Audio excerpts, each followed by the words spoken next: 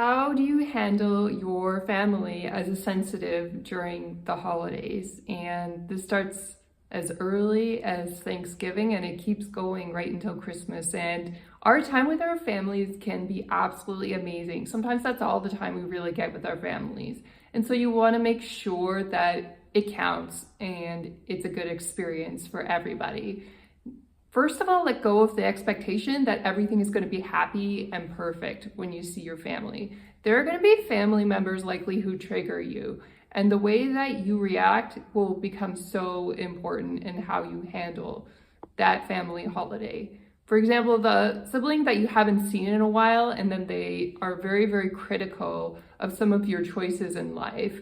They don't like maybe the partner that you brought back, or they don't like the gift that you gave them, whatever it is. And I've actually been guilty of this myself once. One time I didn't want a gift because I wanted the money and I was worried more about paying my bills in university than I was about receiving gifts. And now I really regret that because it was actually a kind, generous act for somebody to give me a gift, and not accepting it was probably one of my mistakes that I made younger. So if somebody makes that mistake with you and they don't like any gift, they don't like your cooking, they don't like the people that you brought, understand that they're the ones making the mistake. It's not on you to make the experience perfect for them.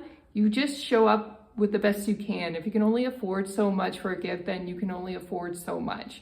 And if you bring home a partner that the other sibling doesn't like, then that's your partner. You have to really figure out how you're going to get along, but that doesn't necessarily make the partner wrong. You have to figure out a way to stand up for them that's appropriate and have boundaries, but also understand that those boundaries aren't always going to be respected.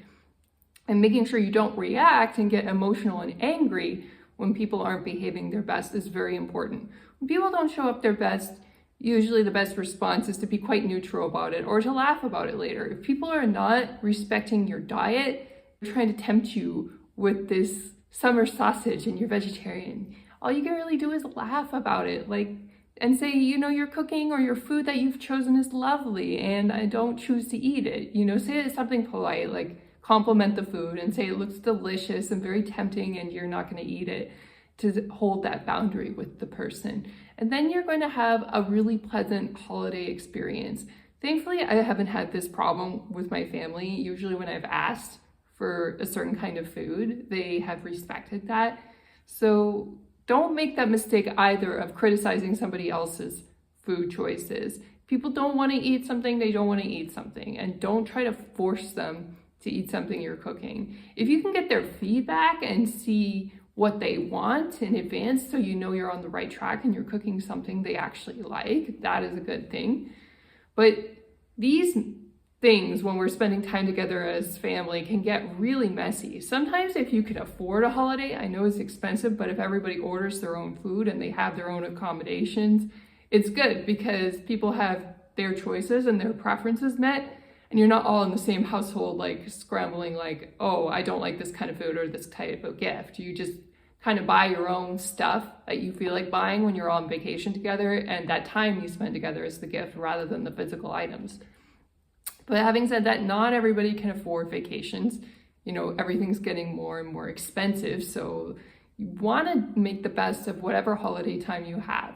If you feel like you're going to get angry or you've had enough of your family, and I actually had a stressful moment last holiday season, and it had nothing to do with my family. It had everything to do with a mistake that I'd accidentally made. And I realized that, and I just told them, hey, excuse me, I'm gonna go for a walk outside in the snow. I'm really upset about something and it's not your fault and I don't wanna take it out on you. So I'm gonna go and just take care of myself in this moment.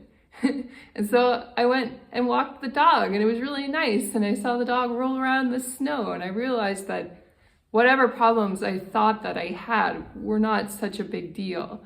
We all have those moments that can feel like ouch, can feel like crunch when you're in the holiday season. And if you take good care of yourself and understand where your feelings are coming from and you just take a break when you need it, a time out, that can go a long way in helping you survive the holiday season. I also recommend that you have planned breaks in your holiday season, where maybe you have little commitments that get you out of the house and get you doing something else. Maybe you go for a gym class, maybe you go pick up something that you've been meaning to get, just so you have those built in case a drama or a negative moment arises, so you can naturally go and take a little break and then come back to the situation feeling refreshed when you are spending time with your family again.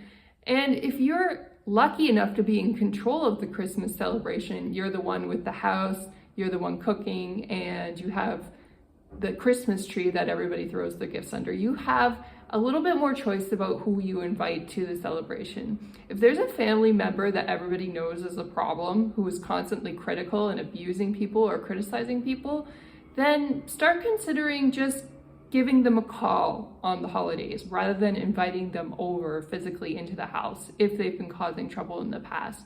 It's okay to have long distance relationships with your family members who aren't behaving so well, and not to invite them to the holiday season if they're going to mess things up for the rest of the family members. It's okay to hold that boundary, and your family members will probably agree with you if they've been problematic in the past.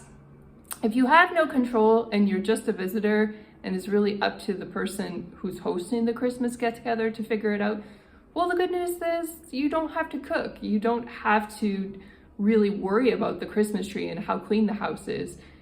So don't try to worry about things you can't control. If a negative family member is going to be there, just try your best to be polite and avoid them when you can. Find reasons, like I said, to go outside the house, to go for a walk, to go pick something up, to go and exercise. And those moments will really not only allow you to have a healthier body and feel less gross when you're eating too much of whatever.